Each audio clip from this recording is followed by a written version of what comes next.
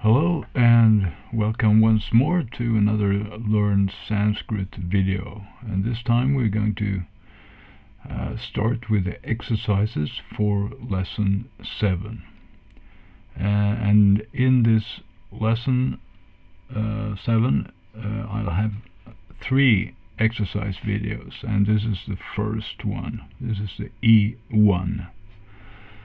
Okay, so I'm showing here on the screen now the PDFs that you can download. They are in the description. There's a link there to my website, and then from there you can easily see the links for each and one of the I have two PDFs. One for the exercises, as you have on screen here now, where you can fill in here on these lines.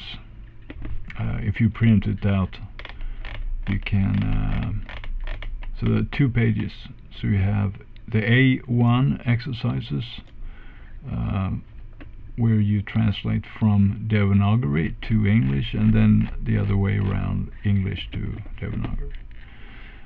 And then on the other, or in the other PDF, you have the complete answers to the exercises, and you have also the exercise itself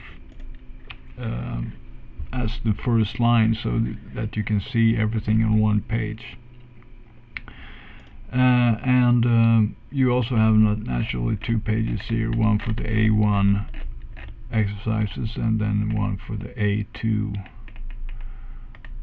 So you're very welcome to go down there and load these down, but if you don't want to do that, I have in this video made a sort of handwritten version here, so you can copy down this instead. So I'm having 2 screens here now. This is the first one, and I have another one with the A2 exercises, and I'll hold these for 5 seconds each, so that you can stop the video 2 times and take these down if you want. So 5 seconds for A1,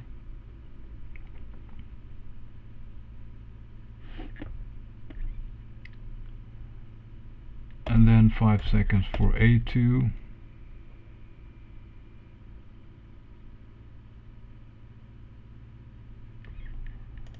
and now let's start solving or answering these.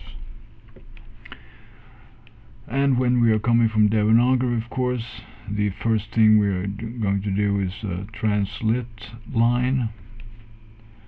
So we have gacchami,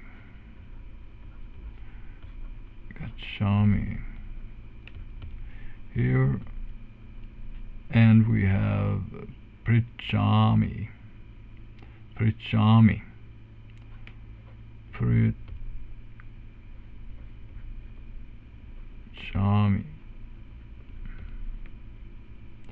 have a long A there,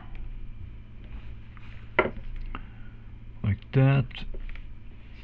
And this is okay, so this is just one verb here, and we have our implicit subject here, I. Ami is an I, and what are we doing? We're agacchati. We are coming. We are not going. We are coming. I come. I come.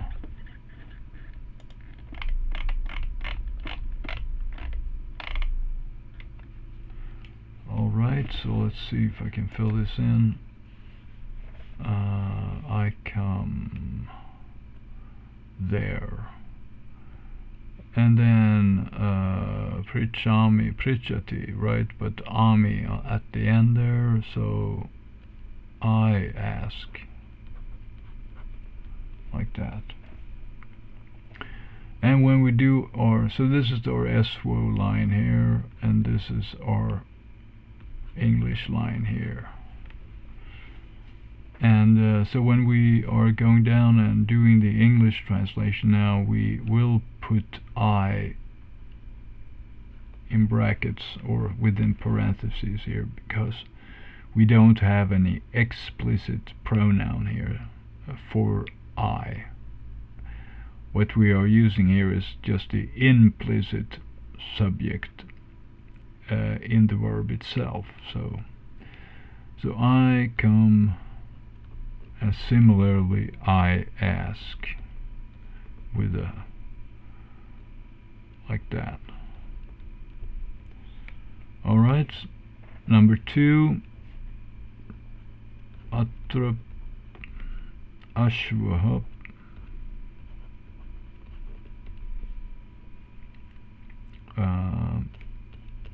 tish ta ti. So atra adverb here, ashvaha, nominative singular, the horse,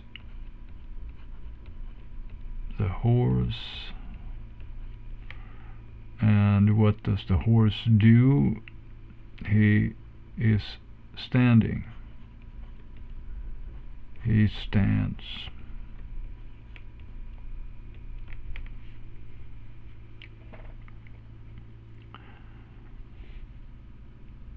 So in the English then, we have here, we clean up the hyphens, the horse stands. And as usual, we get rid of our implicit subject here in the verb, because we have the subject is already specified by the horse here. So okay, that's number 2. Number 3, balaha. Balaha prichati.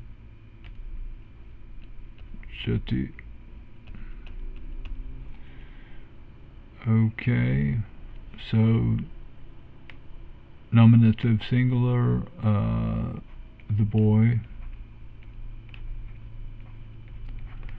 What does he do? He asks.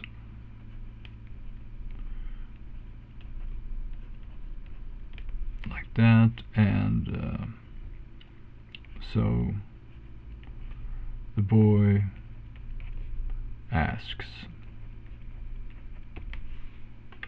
And once again, like that. Okay, number 4, tatra gajah tishtati. So tatra gajah tishtati.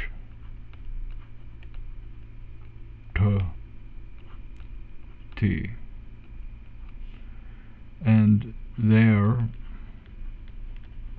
this is eswo here, English with the Sanskrit word order. There, the elephant.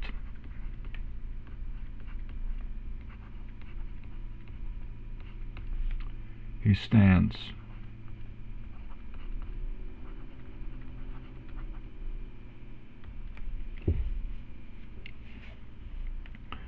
And in English, finally, there, the elephant stands. Number 5, tishtasi. Okay, and we are getting good at these retroflex S's and T's here.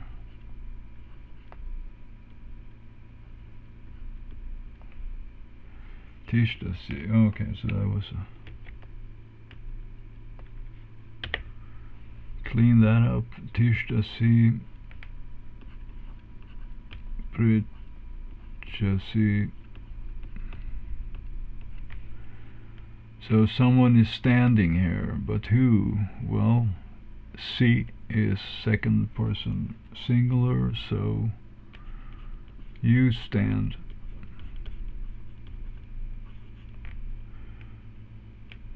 And pritchati, someone is asking, so same second singular here. Again, you ask.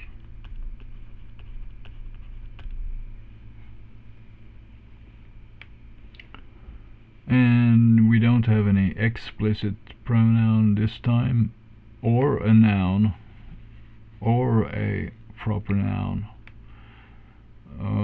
So we have to just write you within parentheses here, and you stand.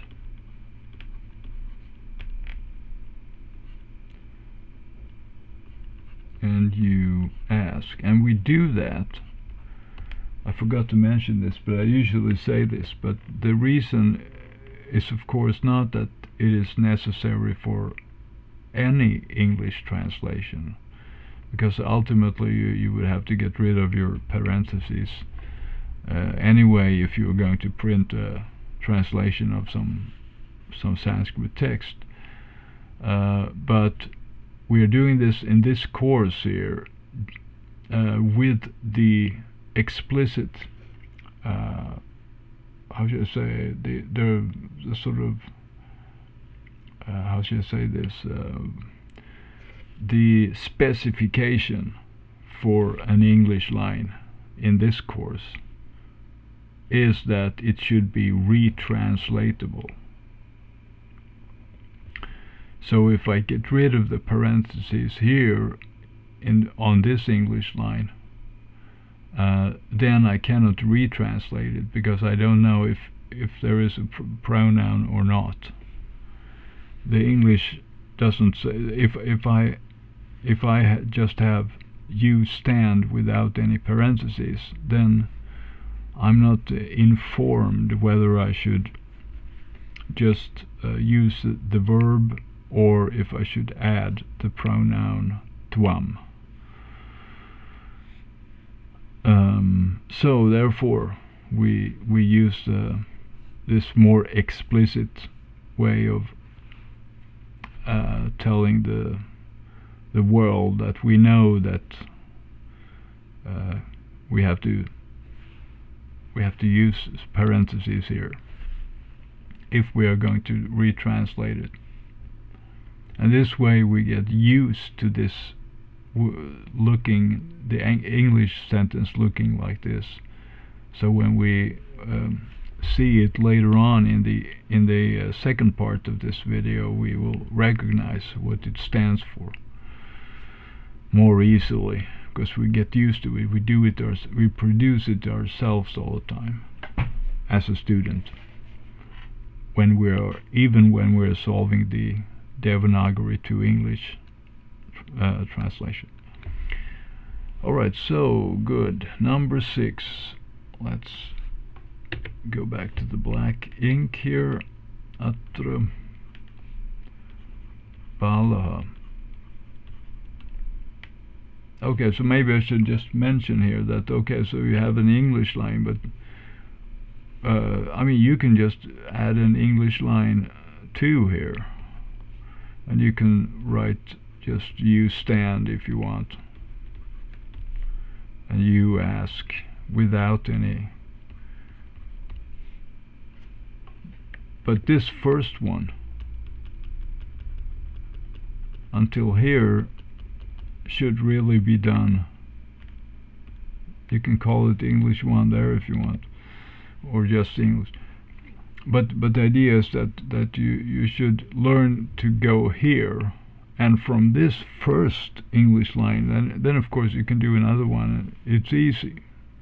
You can write whatever. You can reformulate. You can use other synonyms. You can use, but on the first line you should do what I say, preferably if you want to get used to this syntax and used to seeing these exercises like that. You will solve them easily. Okay, so back to number 6. Atra balaha gacchati. Gacchati. Okay, so here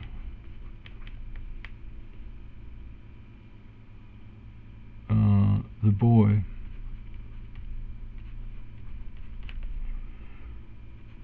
he comes.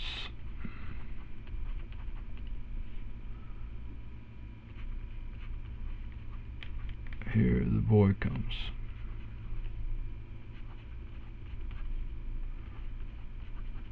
So that's not terribly difficult, I think. But I'm saying here that this is the A1 and the A2 exercises that we are solving now in this particular video. These are the lesson specific ones. So we will be seeing some more difficult ones in the next two videos. Alright, so we have exercises. The second and last sheet or the screen. Okay, so number 1, from English to Devanagari. You come, you ask. Now I'm going to sync here also with like that. Let's see, we have to be on the right layer here in Photoshop. Let me see. Okay, there it is. You come, you ask. Okay, so this is now when we're coming from English, our first line is the eswo line. So we have an implicit subject. So we only have a verb that we are working with. You ask.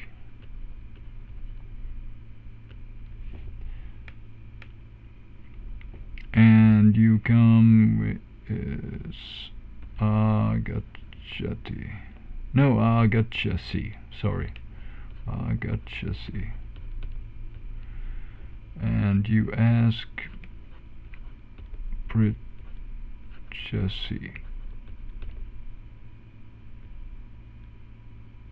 Should have semicolons there. Sorry. To be consistent. And we just do this in Devanagari, long A.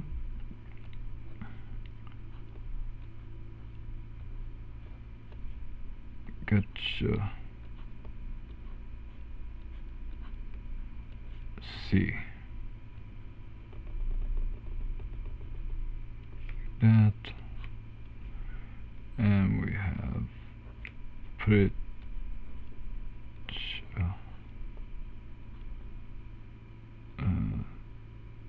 Oops.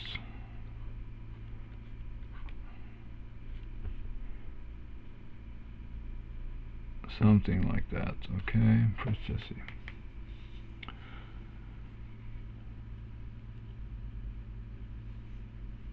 Okay, number 2. There the boy stands. So there. And we group the boy here, and then he stands. Clarify the verb here.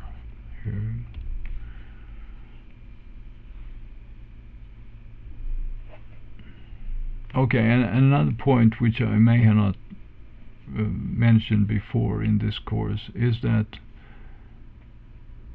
the reason we have he, the word he here is because it's the implicit subject, but the he here doesn't refer to the boy as a man or as a biological entity, as a like a he's a man, she's a woman. It's not like that. He of course, it's also means that, but the reason I am submitting a he here is because the boy in Sanskrit has a masculine gender, grammatical gender. It's a word with a masculine grammatical gender. But of course it has grammatical masculine gender because it is a boy. So, but some words are not linked like that with biology like that. So you might see like for instance when we're talking about the elephant, as you will see here, I'm talking about him also as a he, although we may not know if it is a he or not, but the elephant is Gajah, and it's a masculine grammatical gender for that word, Gajah. So that's why he stands here. We'll also, up here in number 4, we will use he comes instead, because he refers to the word Gajah, which is of masculine grammatical gender. Okay, so let's see. Number 2 then again here. There. So tatra, the boy. Okay, so balaha. Masculine, singular, nominative. He's a subject. Tatra balaha tish ta ti. Semicolon and oops, a little too tatra. Oops, that's too circular. Okay, a little elongated. Otherwise, balaha.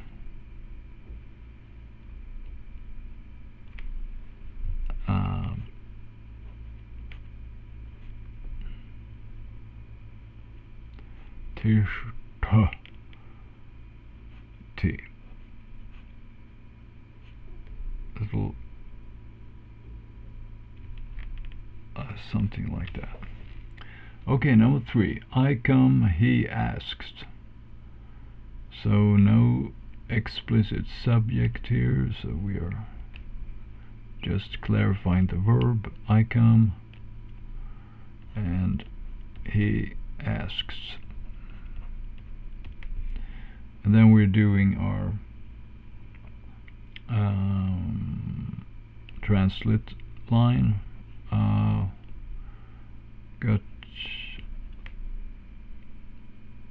Gachami, and then it's third person instead. Okay, so we have Prichati, like that. Long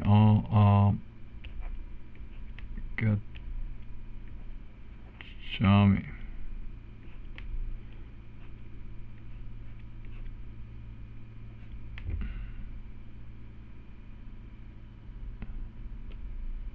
Ooh, a little wavy there. Maybe I should beautify it a little bit. Ooh, okay.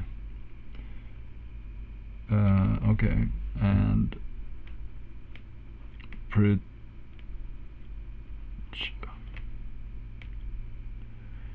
T.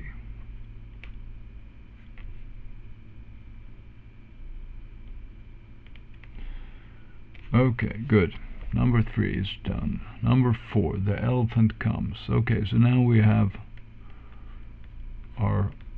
the elephant here as the subject. And we clarify the verb, and we do the he here because the elephant is a good job. It's a masculine linguistic gender. The elephant, he comes, and what else? Okay, so we have good job. Agachati.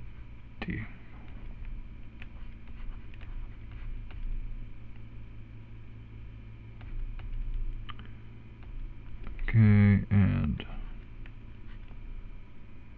good job.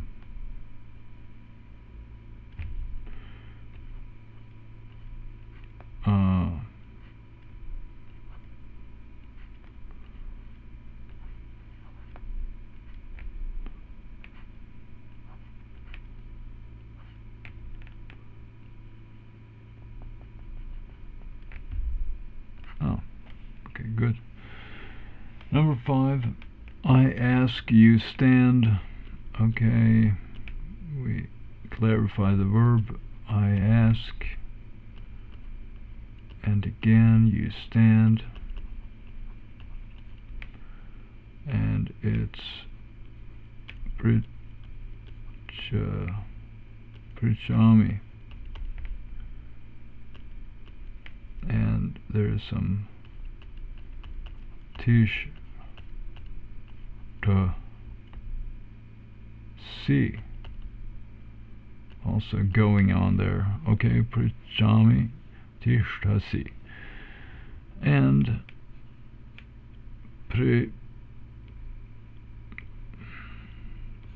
long other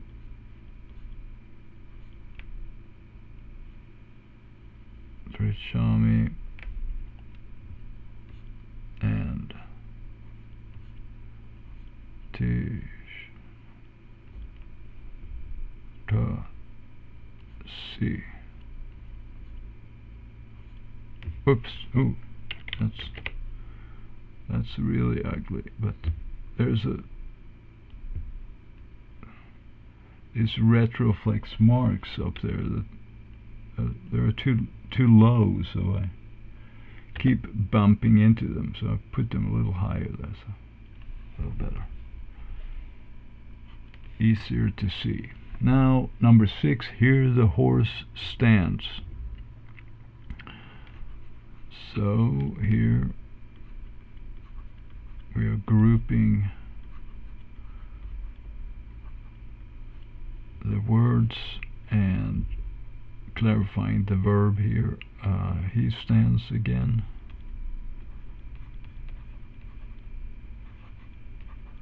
He stands. And atrup ashvah,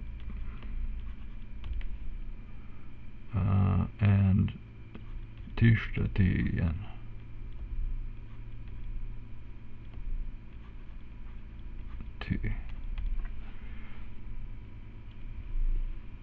And we don't have so many verbs to play with this lesson, but it gives us a chance to practice the singular forms of the conjugation. So at least something, and then in the other videos for this lesson we will do more vocabulary, because then we are using our accumulated vocabulary with all the nouns and pronouns that we have used so far, and the verbs also. So it will be more demanding in the next video E2 here. Let's see, we're doing one of those.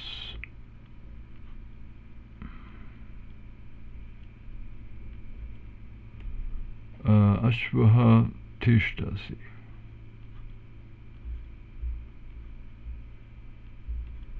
Tishtati.